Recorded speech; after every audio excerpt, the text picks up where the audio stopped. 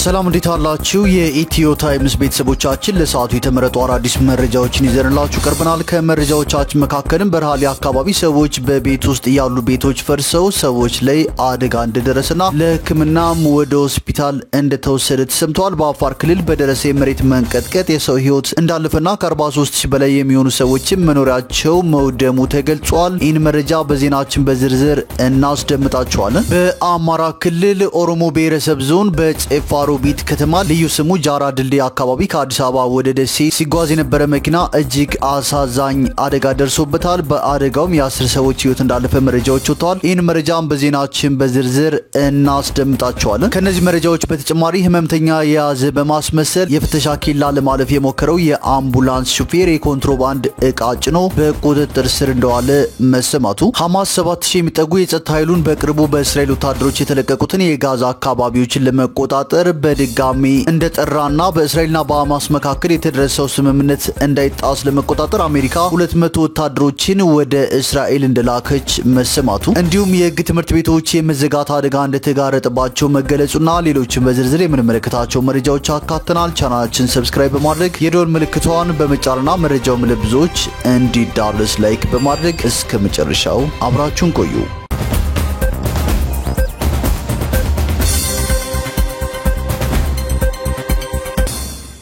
ወደ መጀመሪያው መረጃችን ስናልፍ መቀሌ ከተማና አካባቢው ከትናንት ጀምሮ ተደጋጋሚ የመሬት መንቀጥቀጥ እንደተከሰተ ይህም በተለያዩ የክልሉና አጎራባች ቦታዎች እንደተሰማ ተነግሯል ለአደጋው መከሰት ምን የተለየ ምክንያት አለ በሚል ጥያቄ ይቀርበላቸው በአዲስ አበባ ዩኒቨርሲቲ የጂኦፊዚክስ ስፔስ ሳይንስና አስትሮኖሚ ኢንስቲትዩት ተመራማሪ ፕሮፌሰር አታላይ አየለ በቆላማው የአፋር ክልልና በደጋማው ክፍል በግልጽ የሚታይ ዝንፈት አለ በተደጋጋሚ የመሬት መንቀጥቀጥ የሚያዘወትረው ቦታ ነው ሲሉ ተናግረዋል አሁን በተፈጠረ በት አካባቢ በተደጋጋሚ ተፈጥሮ ያውቃል ትናንት ከእኩለ ቀን ጀምሮ ከ4.2 በሬክተር ስኬል ጀምሮ እስከ 5.6 ከፍተኛው የሆነ መሬት መንቀጥቀጥ ከሰሜን ምስራቅ መቀሌ ጀምሮ እስከ ምስራቅ መቀሌ ድረስ መሰማቱም ተገልጿል በራሊ አካባቢ ጉዳት እንዳደረሰ እየተዘገበ ነው ሰዎች በቤት ውስጥ ያሉ ቤቶች ፈርሰው ሰዎች ላይ አደጋ ደርሷል ለሕክምና ወደ ሆስፒታል ሄደዋል ያሉት ፕሮፌሰር አታላይ ይህ ክስተት በዚህ ጊዜ ይመጣል ተብሎ የሚተነበይ እንዳልሆነም ተናግረዋል ጉዳት ያስተናገዱት ቤቶች ደረጃቸውን ያልጠበቁ ሊሆኑ እንደሚችሉ ጠቅሰው ደረጃውን የጠበቀ ህንጻ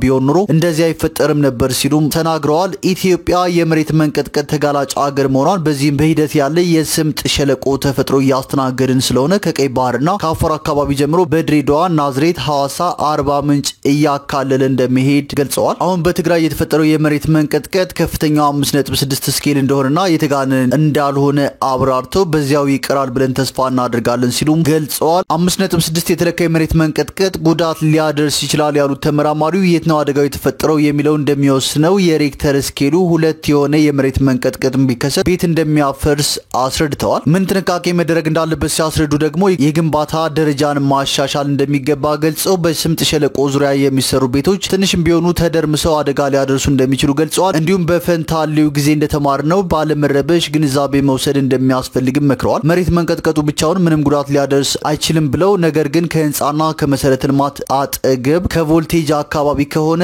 አደጋ እንደሚያደርስም አስረድተዋል በአፋር ክልል በደረሰ የመሬት መንቀጥቀጥ አደጋም የሰው ህይወት ሲያልፍ ከ43000 በላይ የሚሆኑ ሰዎች መኖሪያቸው መውደሙ ተገልጿል በአፋር ክልል በራህሌ ወረዳ በመሬት መንቀጥቀጥ ጉዳት መድረሱን የተገለጸው አፋር ክልል ሰሜናዊ ዞን በበራህሌ ወረዳ ትናንት ምሽት በተከሰተው የመሬት መንቀጥቀጥ በሰውና ንብረት ላይ ጉዳት እንደደረሰ ተሰምቷል የወረዳው ዋና አስተዳዳሪ አሊ ሁሴን በመሬት መንቀጥቀጡ ምክንያት በቡሬና አስጉቢ ቀበሌዎች በርካታ ቤቶች መፍረሳቸውን ተናግረዋል በአደጋው እድሜው 12 ዓመት የሆነ ልጅ ህይወት ማለፉን ገልጸው 6 ሰዎች ላይ ጉዳት መድረሱንም አስረድተዋል ይህ የመሬት መንቀጥቀጥ በትግራይና አፋር ክልሎች የተለያዩ አካባቢዎች የተሰማ ነው በመሬት መንቀጥቀጡ 43456 የሚሆኑ ሰዎች ቤቶቻቸው ሙሉ በሙሉ መውደሙንና ያለ መጠለያ መቅረታቸውን ጠቁመዋል ለተጎጂዎችም ድጋፍ ለማድረግ ጥረት እየተደረገ መሆኑን ዋና አስተዳዳሪው ተናግረዋል በመሬት መንቀጥቀጥ አደጋው 43456 ሰዎች ከመኖራቸው መፈናቀላቸውን የወረዳው ዋና አስተዳዳሪ አቶ አሊ ሁሴን ተናግረዋል። ለተፈናቃዮቹ የሚሆን ምግብና መጠለያ ከባድ ጉዳት ወደ ደረሰባቸው ቀበሌዎች እየተጓጓዘ መሆኑንም ገልጸዋል። በክልሉ ትናንት ቅዳሜ ጥቅምት 1 ቀን 2018 ዓ.ም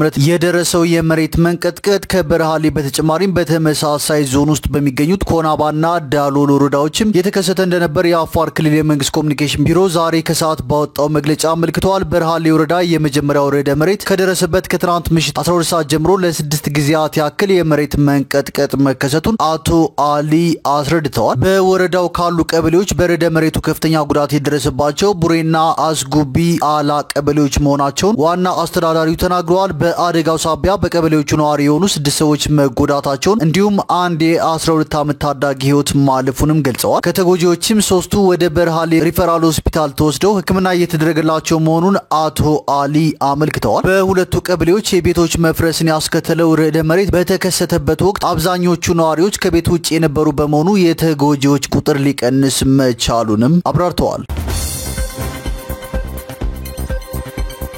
ወደ ቀጣዩ መረጃችን ስናልፍ በስልጤ ዞን ከወረዳ እስከ ፓርላማ ገዢውን ፓርቲ ወክለው የተመረጡ ተወካዮች በጥቂት ወራት ውስጥ እያንዳንዳቸው 10 ቤት ለህዝብ ካልገነቡ በመጪው ምርጫ የአካባቢው ሰው ድምጽ እንዳይሰጣቸው ጠቅላይ ሚኒስትር ዶክተር አብይ አህመድ አሳስበዋል። የፌዴራል መንግስት 1.5 ሚሊዮን ቤቶች የግንባታ እቅድ እንደ ስልጤ ዞን ባሉ አካባቢዎች በገጠር ኮሪደር ልማት የሚሰሩ ቤቶችን እንደሚያካትትም አብይ አስታውቀዋል። ጠቅላይ ሚኒስትሩ ምርጫና የቤት ግንባታ ያስተሳሰሩበትን አስተያየት የሰጡት የዞኑን አመራሮች ጨምሮ ከከፍተኛ የክልልና የፌዴራል ባለስልጣናት ጋር የገጠር ኮሪደር ስራዎችን በተመለከተ ትናንት አርብ መስከረም 30 ቀን 2018 ዓ.ም ውይይት ባደረጉበት ወቅት ነው። የኢትዮጵያ መንግስት በከተሞች ከሚያከናውነው የኮሪደር ልማት በተጨማሪ በገጠርም ተመሳሳይ ፕሮጀክቶች መጀመሩን ጠቅላይ ሚኒስትሩ ያስታወቁት ልክ የዛሬ ዓመት ነበር። አብይ በገጠር ኮሪደር የመኖሪያ ቤትና ተያያዥ መሰረተ ልማት የሚገነቡባቸውን በማዕከላዊ ኢትዮጵያ ክልል የሚገኙ 4 ዞኖች ባለፈው ረቡዕና ትናንት አርብ ተዘዋውረው ጎብኝተዋል። የጠቅላይ ሚኒስትሩ ጉዞ ሀላባ፣ ከምባታ፣ ሀዲያና ስልጤ ዞኖችን ያዳረሰ ነበር። ጠቅላይ ሚኒስትሩ በቅድሚያ በጎበኟቸው ሀላባና ከምባታ ዞኖች የተሰሩትን ቤቶች ከመረቁ በኋላ ሁለቱ ዞኖች እያንዳንዳቸው 100 ቤቶች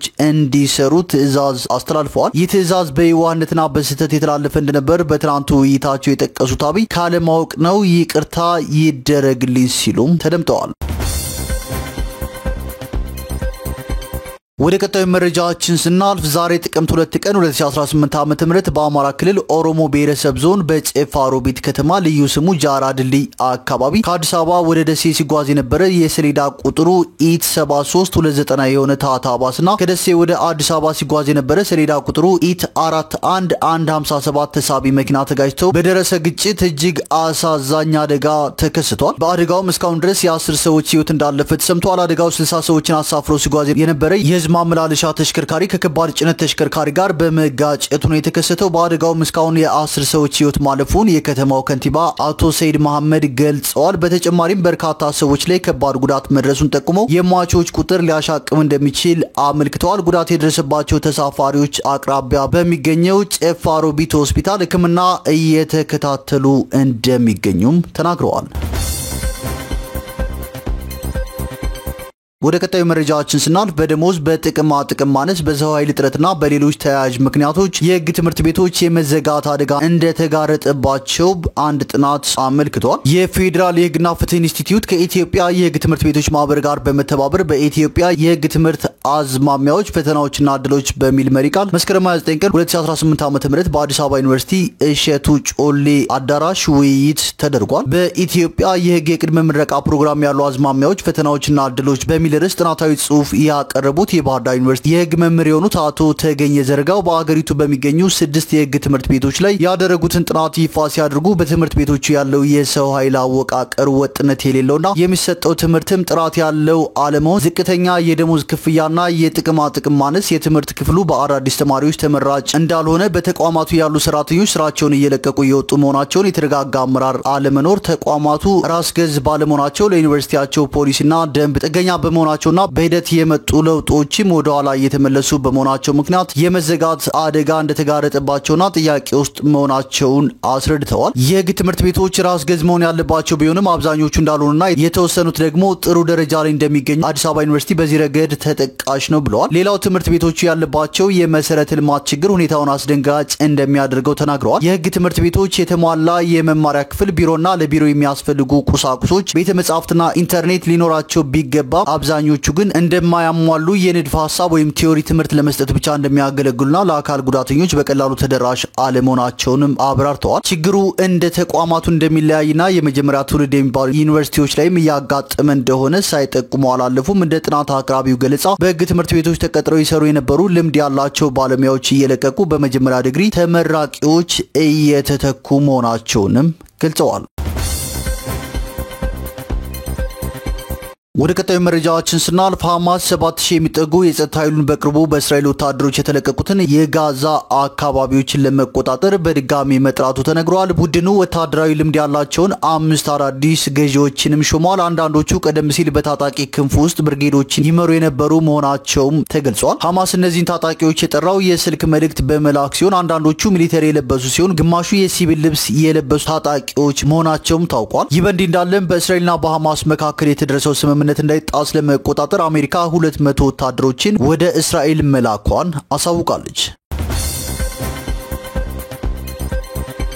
ወደ ቀጣዩ መረጃችን ስናልፍ ህመምተኛ የያዘ በማስመሰል የፍተሻ ኬላ ለማለፍ የሞከረው የአምቡላንስ ሹፌር የኮንትሮባንድ ዕቃ ጭኖ በቁጥጥር ስር ውሏል። በምስራቅ ሸዋ ዞን መተሃራ ከተማ በአምቡላንስ ተሽከርካሪ ወደ ሕክምና ተቋም ታማሚ በአስቸኳይ ለማድረስ በማስመሰል ሳይረን እያስጮኸ የፍተሻ ኬላ ለማለፍ የሞከረ የአምቡላንስ አሽከርካሪ የኮንትሮባንድ ዕቃ ጭኖ ሲጓዝ በቁጥጥር ስር መዋሉን ፖሊስ አስታውቋል። የመተሃራ ከተማ አስተዳደር ፖሊስ ጽሕፈት ቤት ኃላፊ ኢንስፔክተር ሽፈራው መለሰ እንደገለጹት የሰሌዳ ቁጥሩ ኮድ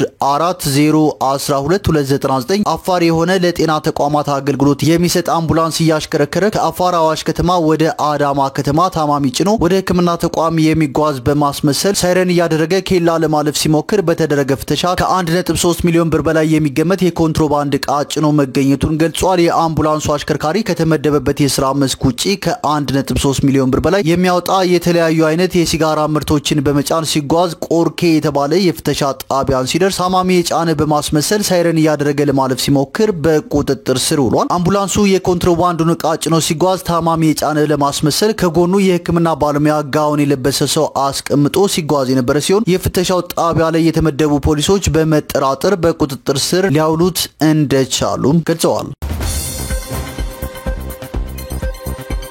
ወደ ቀጣዩ መረጃችን ስናልፍ ኢትዮጵያ በአባይ ወንዝ ላይ ግንባታ ካስመረቀችው የህዳሴ ግድብ አንጻር ግብጽ ብሔራዊ ጥቅሟንና የውሃ ደህንነቷን ለማስጠበቅ አስፈላጊ የሆኑትን ሁሉንም እርምጃዎችን እንደምትወስድ ፕሬዝዳንት አብዱል ፈታህ አልሲሲ ተናግረዋል። ፕሬዝዳንቱ ኢትዮጵያ ታላቁ የህዳሴ ግድብን በማስተዳደር ላይ የተከተለች ባለችው ኃላፊነት የጎደለው አካሄድ ላይ ሀገራቸው እጇን አጣጥፋ አትመለከትም ብለዋል። አልሲሲ በዋና ከተማቸው ካይሮ ለተካሄደው 8ኛው የውሃ ሳምንት ተሰብሳቢዎች በቪዲዮ ባስተላለፉት መልእክት ግብጽ ዲፕሎማሲና ዓለም አቀፍ ተቋማት በይበልጥ በተባበሩት መንግስታት ድርጅት ላይ መተማመኗ እንደ ድክመት መቆጠር የለበትም ብለዋል። ግብጽ ታላቁ የህዳሴ ግድብ ከአባይ ወንዝ የምታገኘውን የውሃ መጠን ይቀንስብኛል ስትል አጥብቃ ስትቃወም የነበረ ቢሆንም ፕሬዝዳንቱ እሁድ ዕለት ባደረጉት ንግግር ላይ ግን ባለፉት ሳምንታት በሱዳን ውስጥ ለተከሰተው የጎርፍ መጥለቅለቅ የኢትዮጵያን ግድብ ተጠያቂ አድርገዋል። ኢትዮጵያ ግድቡ ተገቢ ባልሆነ ሁኔታ እያስተዳደረችው በመሆኑ ባልተመጣጠነ የውሃ ፍሰት ምክንያት ባለፉት ቀናት በሁለቱ የታችኛው ተፋሰስ ሀገራት ውስጥ ጉዳት ደርሷል ሲሉ ተናግረዋል። ፕሬዝዳንቱ በንግግራቸው ላይ ከግድቡ ምርቃት ከጥቂት ቀናት በኋላ የተከሰተው ነገር በግድቡ የስራ ሂደት ላይ ህጋዊ አሳሪ ስምምነት እንዲደረስ ያቀረብነውን ጥያቄ ትክክል መሆኑን የሚያሳይ ማስረጃ ነው ሲሉም ተናግረዋል። አልሲሲ ኢትዮጵያ የታችኛው ተፋሰስ ሀገራትን አስቀድማ ሳታሳውቅ ወይም ሳትተባበር ወጥነት የሌለው ውሃ ትለቃለች ሲሉም ወንጅለዋታል። የኢትዮጵያ የውሃና ኢነርጂ ሚኒስቴር ግብጽ ህዳሴ ግድብ በአግባቡ ባለመተዳደሩ ምክንያት የተለቀቀው ውሃ በሱዳን ጎርፍ እንዳስከተለ በመግለጽ ከዚህ በፊት ያወጣችውን መግለጫ በሐሰት የተሞላና ተንኮል አዘል በማለት ውድቅ ማድረጓ ይታወሳል። ኢትዮጵያ በበኩሏ በአባይ ወንዝ ላይ ያላት ድርሻዋን ባረጋገጠ መልኩ ፍትሐዊና ምክንያታዊ አጠቃቀም ላይ ስምምነት እንዲደረስና ግንባታው የግብጽን የውሃ ደህንነት ላይ አደጋ እንዳይጥል በተደጋጋሚ መግለጿ አይዘነጋም።